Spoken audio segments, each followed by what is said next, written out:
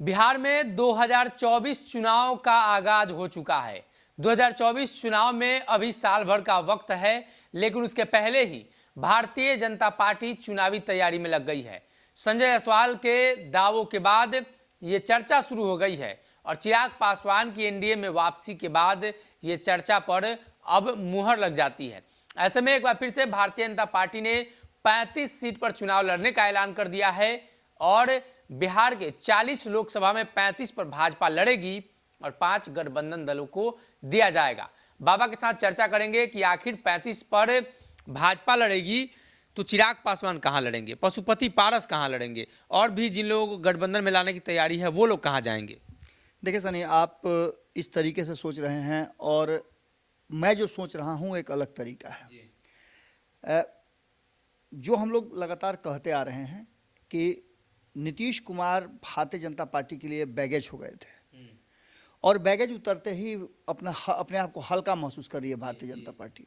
हालांकि कई लोगों ने यह भी कह रखा है कि एक बार फिर से नीतीश कुमार आ सकते हैं भारतीय जनता पार्टी में, लेकिन ये अब संभव नहीं है क्योंकि बिहार का जो भाजपा का जो टीम है वो केंद्रीय नेतृत्व को स्पष्ट कर दिया है कि अब चाहे जो भी हो लेकिन हम साथ में नहीं रहेंगे। और ये नज़र आया आपको जो उपचुनाव हुए 2 सीटों के, उसी समय कहा जा रहा था कि भारतीय जनता पार्टी अब नए दौर के राजनीति में इंटर कर गई है।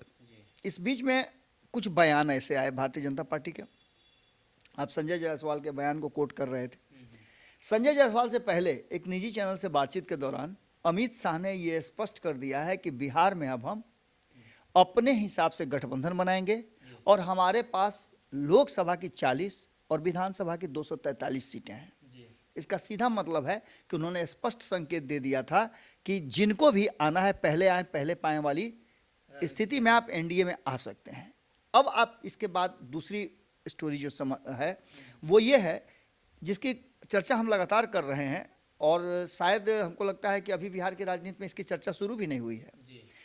हम लोगों ने सबसे पहले इस बात को रखा है कि नीतीश कुमार के खेमे में 2 बातें जो हैं वो बड़ी परेशान कर रही हैं और इसका फ़ायदा भारतीय जनता पार्टी उठाना शुरू कर चुकी है।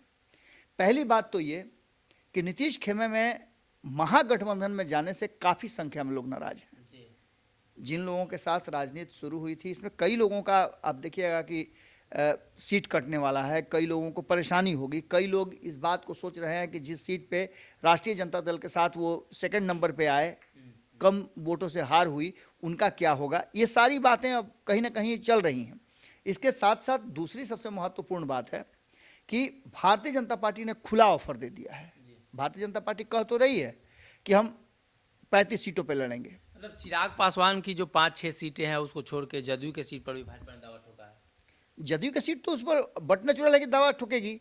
16 सीटें अगर जदयू को दिया था तो उस समय नीतीश कुमार ने मजबूर किया था 17 सीटें देने। जदयू के जो अभी सांसद हैं वो भी उस तरफ जा सकते हैं अगर उनको अपना सीट लेना हो। बिल्कुल आप सही बात कह रहे हैं। ये चर्चा हम लगातार कर रहे हैं जब से नीतीश कुमार महागठबंधन में आए हैं, तब से महागठबंधन में सीट शेयरिंग को लेकर कभी से मारामारी शुरू हो चुकी है।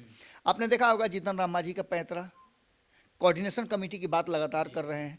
उसके बाद आपने एक और बयान सुना होगा जो वाम दल हैं उनके तरफ से, वो भी कोऑर्डिनेशन कमेटी की बात कर रहे हैं और कह रहे हैं कि अगर सभी फैसला यही दोनों मिलकर के ले लेंगे तो हम लोग के रहने का औचित्य क्या है। तीसरा सबसे महत्वपूर्ण बात कि भारतीय जनता पार्टी से सीधी लड़ाई में अगर कोई केंद्र में है 2024 के लड़ाई में तो वो है कांग्रेस। इससे आप इनकार नहीं कर सकते हैं। तो कांग्रेस को आप एक सम्मानजनक सीट तो देंगे ना। 2-3 सीटों पे तो कांग्रेस मानेगी नहीं। तो इन 40 सीटों में महागठबंधन में कैसे बंटवारा होगा। अगर जितनी सीटें जदयू की घटेंगी उतनी सीटें उनके विरोधियों को जाएगी और निश्चित रूप से सीट घटने का मतलब है कि उन 16 सीटों में से ही घटेगा। क्योंकि जब सीट शेयरिंग का समझौता होगा तो अगर 40 सीटों में सीट शेयरिंग का समझौता होता भी है तो जिसकी जैसी भागीदारी उस हिसाब से होगा। अधिक सीटें चाहेगी राष्ट्रीय जनता दल अपने पाले में रखना। नीतीश कुमार की 16 सीटों में से घटना तय मानिए और वहीं कांग्रेस चाहेगी कि उसको कम से कम 10 सीटें मिले तो तीसरी सीट बच जाती है। क्योंकि कांग्रेस के साथ आपको आगे चल के समझौता करना होगा अगर आप केंद्र की राजनीति में नरेंद्र मोदी के विरोध की राजनीति कर रहे हैं तो। वहीं दूसरी तरफ एक चर्चा और चल रही है कि जदयू और आरजेडी का विलय होगा। इन सारी बातों को लेकर के दोनों ही परिस्थितियों में संजय जायसवाल ने जो बातें कही हैं उसका खुलासा पहले ही कहीं ना कहीं अमित शाह ने कर दिया है। और बिहार में आप इतना मान के चलिए कि आपने जैसा कि कहा भी कि चिराग पासवान की एंट्री हो चुकी है। आपने देखा होगा कि किस तरह से कुर्नी चुनाव जो चल रहा है उसमें संजय जायसवाल के बयान पर और जिस तरह से अजय निषाद ने टारगेट किया मुकेश सहनी को, उन्होंने स्पष्ट तरीके से कहा कि आप निषाद आरक्षण दे दीजिए, मैं आपके साथ काम करने के लिए तैयार हूं। इसके अलावे जीतन राम मांझी पूरी तरह से अब एक मतलब अपना मन बना रहे हैं कि उन्हें क्या करना है। इसके अलावे और भी कई छोटी छोटी पार्टियां हैं, जैसे आपने कल ही खबर चलाया है कि भारतीय जन परिवार पार्टी पृथ्वी माली भी समर्थन दे दिए हैं, समर्थन में दे दिए हैं, संपर्क में भी हैं। इस तरह से आप समझिए कि छोटी छोटी पार्टियों को अगर एक एक सीट भी देती है भारतीय जनता पार्टी तो उसके पास पिछली बार से ज़्यादा सीटें होंगी। अगर हम मान लेते हैं कि 25 सीट भी अपने पास वो रखती है तो 15 सीटों में वो पूरे जो महागठबंधन के दल हैं उनको अपने पाले में लाने के लिए काफ़ी है। ऐसी स्थिति में आप समझ लीजिए कि आने वाला जो 2024 का चुनाव होगा उसकी पूरी तैयारी शुरू हो चुकी है। और ख़ास करके कुर्नी का चुनाव खत्म होगा, रिजल्ट जैसे ही आएंगे आपको बहुत कुछ नज़र आ जाएगा। संजय जायसवाल इसी आधार पर बातचीत कर रहे हैं। तो कहीं ना कहीं बिहार में लोकसभा चुनाव को लेकर तैयारी शुरू हो चुकी है और ये लोकसभा चुनाव कुर्नी चुनाव के बाद तय हो जाएगा कौन किसके साथ लड़ेगा, कैसे लड़ेगा, रणनीतियां तैयार होने लगेंगी, सामाजिक राजनीतिक समीकरणों पर भी चर्चा होने लगेगी। अगर ये वीडियो पसंद आई और वह बिहार के राजनीति और बिहारियत से सरोकार रखेनी तो सब्सक्राइब बटन दबा के चैनल के सब्सक्राइब कर ली।